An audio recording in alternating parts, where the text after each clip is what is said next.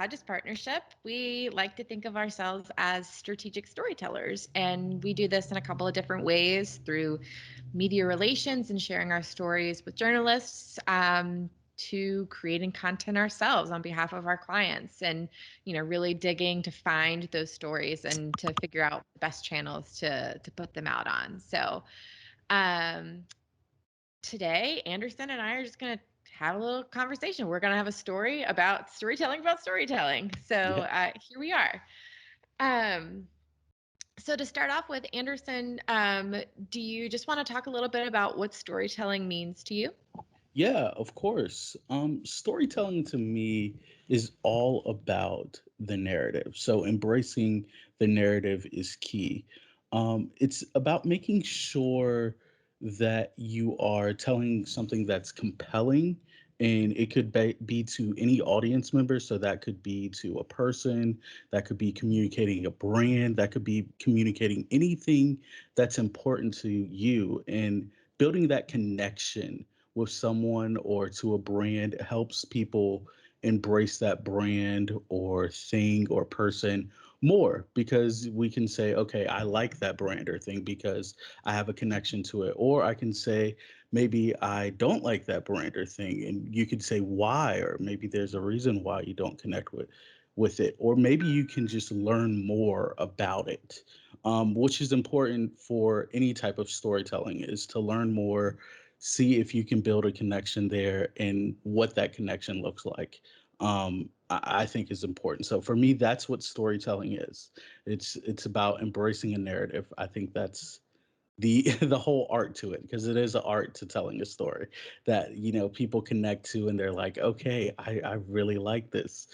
Why? Let me learn more. So Hmm. I think that's important. Yeah, and I think the thing that you kept saying was connect and Yeah. connection, and I think when I'm producing a piece of content, I'm really trying to figure out with the words that I'm writing, Yeah. how do I invoke an emotion, or how do I get someone to say, "Oh, I feel that," Yeah. or "I've done that," or "That sounds like me." So Yeah. I think that's awesome. Yeah, exactly. And that's the key. Like, if the tone of a piece matches to like the narrative, that's always like that high point, right? When the tone and the story line up, then it's like, oh yeah, that's how I can feel really connected to it. And that's important for any type of story that you tell. Yeah. Yeah. Oh my gosh. So you are doing work right now with Venture Richmond, and you're Yes. doing a lot of storytelling. Yeah. So talk a little bit about what you're doing now and how storytelling weaves into that. Yeah, so with Venture Richmond, they have a new project that's going on called Meet Me Downtown. And the whole project idea, the whole campaign is to basically embrace downtown businesses and bring back people to downtown. The pandemic and the social justice movements that happened last year, they really impacted businesses downtown, and there's like over 70,000 people that are just in the downtown area. So a lot of those businesses serve those people. And it's not only for Richmond, it's about bringing people back there so they can shop and feel comfortable, but it's also about making sure those people who are there know that these businesses aren't going anywhere, and making sure that we at the Hodges Partnership are telling some of those businesses stories. So whether that's, a small business like Berkey's, who is a gospel store where they sell music, and it's a really niche market, but it's really important, or to a larger restaurant. It's about that, telling those stories of those companies and why it's important to come back downtown. So for us, that's the whole thing that we try to do with the whole Meet Me Downtown campaign, is support in our best way through Instagram, Facebook, and Twitter. So those three social channels, using that to kind of tell these stories of these businesses so that people know, like, hey, it's cool to come back downtown. You can shop here. They want your businesses. These businesses want you to come back here and see what they have to offer. And because before the pandemic, Richmond downtown area was doing great. It was fantastic. It was thriving. When I talk to a bunch of the businesses, they all say how amazing downtown was pre-pandemic. So now it's about kind of keeping that same thing up now that we're a year almost out of this pandemic, now kind of moving into this whole new narrative, same with Mhm. storytelling, narrative of what downtown is and how people can support it. Yeah. Yeah, and I think too, it's like it's not just the business. So you're not just shopping at Little Nomad. It's Yeah, there's a person at the store and, exactly. a husband, a father. So in Yeah. addition to the pandemic and the business implications, there's the personal implications. So pulling Yeah. that out too is helpful in the crafting the narrative and the story behind that. Yeah, yeah, because the people are important, and it's about telling those people's stories because they all have a unique one. They all have a unique experience about how they were able to deal with that moment, still having their businesses downtown. And what the pandemic brought was kind of the big word of the year is pivot. So how all these businesses were able to pivot throughout the pandemic, and they all did it in their own unique way, and it's about telling their personal stories, for each of not only the people but the individuals that run the businesses, like you said. Yeah.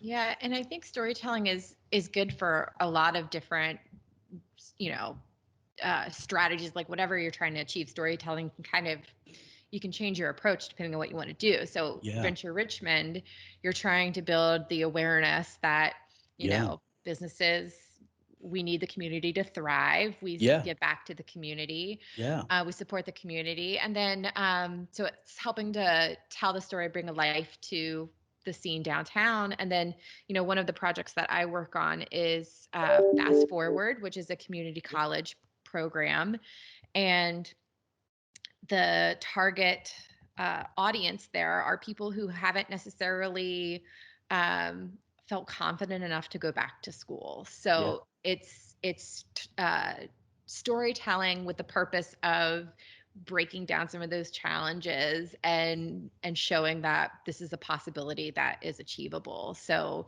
we do that. Do storytelling for that by talking to students. We talk about their challenges, Yeah. and we're able to say, oh, you were a single mom of two kids Mhm. and you busted your butt to get the certification, and now you work 9 to 5 and you're home at the end of the day to cook food for your kids versus them bouncing around at neighbors or whatever it is. So it's nice to be able to tell stories and have that positive light, and really bring in this case, this is a workforce training program. So that's kind of clunky and hard to wrap your head around. But when you talk about it in real terms with real people, it kind of makes it a little more easy to digest. Yeah, yeah, and in your case, like they're all trying to achieve a goal, right? Of that graduating, and they're also taking that step, which is part of their narrative, of they're going to school. So that's even more a part of their story, and for some people that can be hard to do. So it's about saying, okay, you're taking this chance of going back to school, but then at the end you plan on attaining this goal of your degree, hopefully. And why is that important? Everybody wants to achieve some type of higher learning. If you're out there trying to see, okay, is it the right step for me to go to community college? How will going to community college be beneficial to me? That's part of the story that we have to craft, or especially your team has to craft, to just kind of bring more people in so that they do, are ready for that task. So yeah, Yeah. it's it's definitely important. And I don't know if you've experienced this with some of your interviews with Venture Yeah. Richmond and some of the other projects that you work on. But you and I talk for a living. Yeah. We write for a living. We share stories for a living. But some of the people we talk to, when they hear the word interview for Yeah. a blog post, they get a little nervous, Hmm. or they might be quiet or reserved. And I think, you know part of our job is not just writing the words and creating the story, but we have to cull and get those words. Hmm. So do you have any tactics and approaches when it comes to those conversations just to Yeah. help build that relationship before you even start writing anything down? Yeah, so it's interesting, especially for businesses. They're always, or business owners, I should say, they're always a little worried about doing an interview because they don't want to say the wrong thing. Though most of the times I'm like, I'm not going to put anything in there that's going to make your business look bad. They're still worried when they get to the interview. Mm-hmm. So I always like to take the approach of, you know, if you build a comfort with whoever you're speaking with, whether it's a business owner or teacher, any type of person. And that can just be through, hey, let me listen to your story. Let me listen to what you have to say. And when I like even take the approach of asking interview questions or wanting to do an interview question, I always take the approach of tell me your story. Tell me what you have to say. What do you want to let the public know that's important? And then from there, our whole narrative for Venture Richmond is about telling the story of the connection to downtown. So from there, I can say, okay, well, how do you feel about being downtown? What is your experience like? What has it been like throughout the pandemic? And then from there, I can pull out the pieces that, really are essential toward their story. And, you will get some people who say some interesting things about downtown, but I don't put those in the pieces. But they say those things because they feel comfortable. Mm-hmm. There's a spectrum for any type of story. There's the good and the bad. So I only want to take out the good because I want people to embrace downtown. But do they mention things that they're frustrated with? Sure, but they always come to a point of making sure they say, you know what, I like this place. And I think that's because they also know we're a platform that's Mm-hmm. trying to promote their business. So they want it in the best light as well. So they want to make sure that these stories sounds good as well. So yeah, it's just important that you get those, key core questions that kind of embrace a story and make it feel like there's a connection, and especially for these downtown stories, a connection to downtown Richmond and why it's so important to come back. Mm-hmm. So, yeah. Yeah, yeah, and it's about building that relationship, and it's Yeah, also there's a little bit of strategy to it. It's like you're of not going course. to ask the question of you know, what has frustrated you? Like the first question out of the gate's not this huge question that puts Yeah, them on the spot. Like yeah, there's yeah, sort of a build up, and yeah, you kind of ask questions that build upon each yeah. other. There's a Um, flow always. yeah, yeah, Yeah, totally. And I always love when I'm doing an interview and I'm towards the end of, the conversation, and I ask the questions that I know are just going to give me the best soundbite, yep, but those you can't ask at the beginning because you really have to get loose, get warm. It's just like yeah, sports. I mean, you have to yeah. stretch before you do that rock star move. So, Yeah, like for me, I'll just say like my big question for any interview at the end is what's the wow factor about downtown? oh, I love that. And after after they've finished, usually a 15 to 20-minute conversation and then bam, wow factor. And they've already explained the wow factor throughout the interview most of the times, Hmm. but then that's when they really get like to the heart of, you know what, I love the, eclecticness. I'll take that because a lot of people say that it's so eclectic downtown, and they Hmm. love the essence and the feeling and the history and the culture. And then that's when you get all of it together and it just compiles to this like almost beautiful thing. And it's like it's so nice because you can really tell that the business owners are reflecting on like, wow, what do I really like about this, and why do I like it down here? So, and that's always great because you can see it in their faces when when I have a Zoom or even just a phone call with them, I can tell that they're so happy about it. Yeah. Yeah, that's so exciting because it truly is. We use a lot of sports analogies here, but it's truly like the home run. When you Yeah, hear it is. when you hear them say that quote, you're like, yes, Yeah, this is yeah. it. Well, cool. So I do want to touch on one project that you and I both worked Yes. on, which is our latest storytelling. I won't say greatest because they're all children. They're all the same. We love them equally. Um, but last semester, when you were an intern, Yes. we launched the Phil, which is basically a storytelling platform for Yep. nonprofits. And you and I also work on the DEI committee here at Hodges, and Mm. we talk about using our voice to give a voice to others who may not be able to Yeah. speak as loudly or in a way that we have the ability to. So you got to write some pieces for that. I continue to write pieces for that. So just what's your take on the Phil and Yeah. our nonprofit community You here? know, the Phil is great in the nonprofit community, especially in the Virginia area, needs to be highlighted more. And, that's the reason why we created the Phil, is because there was this need to highlight nonprofits in Virginia. Because that wasn't being filled by really any media outlet until, I mean, of course, there's the major ones who highlight the success stories, but there's also like these minor success stories or the stories of these nonprofits kind of getting off of the ground with a new project that, is it successful yet? I don't know, but I want to tell the story of why we're creating it and why it's important, which is also a key thing for not only donors, but for the outside community in general to just have a understanding of like what's going on in the Virginia area. How are people supporting the community around there?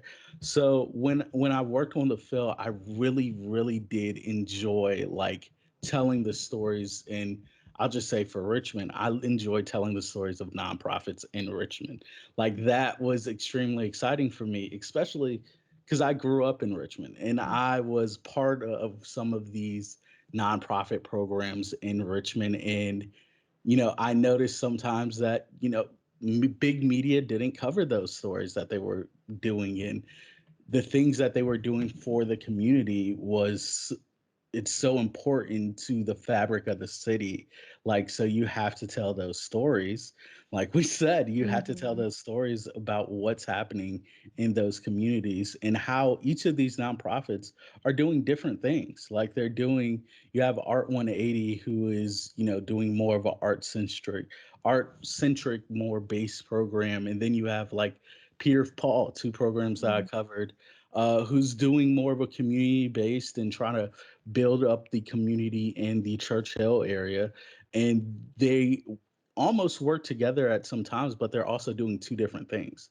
Right. And it's so great kind of hearing those stories from those people. And like even like a organization like Collective 365, who Mm-hmm. they're doing such amazing work and just kind of getting off the ground as a nonprofit. They, when I first interviewed, I don't even think they were a 501c yet, but they were getting there. So, Mm-hmm. and their story is important because they were able to raise money for, businesses, nonprofit people who were looking for funding to start up their future business. And they were doing things that were important for, I think for them, they were focused on the DMV area, so DC, Mm-hmm. Maryland, and Virginia area. So it's important, and they weren't getting any coverage, um, major coverage, until we kind of came along and featured their story, and then they had some more coverage coming along, and now they're doing great things. So yeah, it's important that you tell those stories, and that's what I loved about working with the Phil. Yeah. Yeah, and it's been so fun too to talk about not just, the multi-million dollar construction Yeah. projects or Yeah.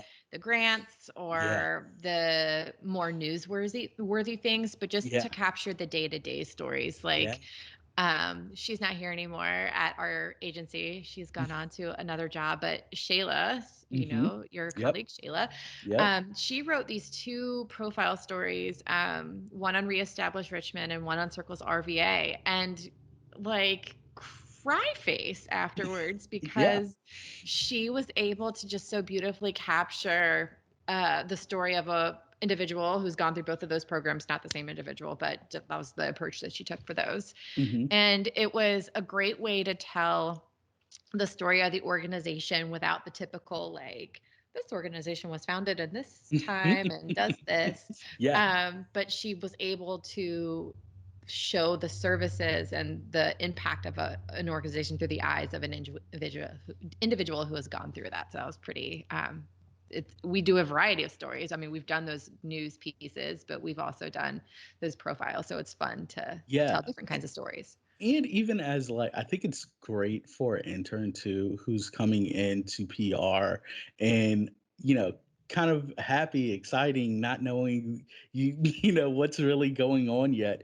It's good to kind of tell those stories of nonprofits because they're important and they those are the ones that who are really they want to talk to you. Like they want to share their stories. They're ready to share like everything because they want more people to know. And if our outlet can just be one of those outlets where they can come and say, okay, I can share my story here, that's great. And that's what the Phil does.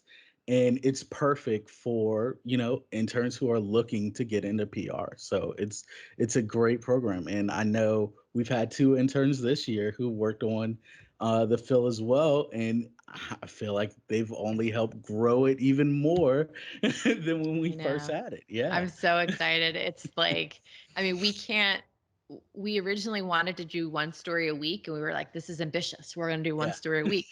I literally have not been able to do less than two because Yeah. the ideas just keep coming in so fast and furious. And, I wish all of my client or storytelling accounts are like this, but we are booked out 6 weeks in advance with Yeah. stories. I mean, there's no shortage to tell. So, and we're so excited to be able to do that. So, Yeah. well, I feel like you and I could talk all day about Yeah. storytelling. Yeah, I feel like we could. The story of storytelling. We could do it nonstop. But we will put a pin in this, and I'm sure you and I will write a future blog post about storytelling, or maybe Of do another course. one of these conversations. Of course. So thanks, and I guess we will talk about this again soon. Yeah, thank you. Thanks for having me. This was great. Awesome.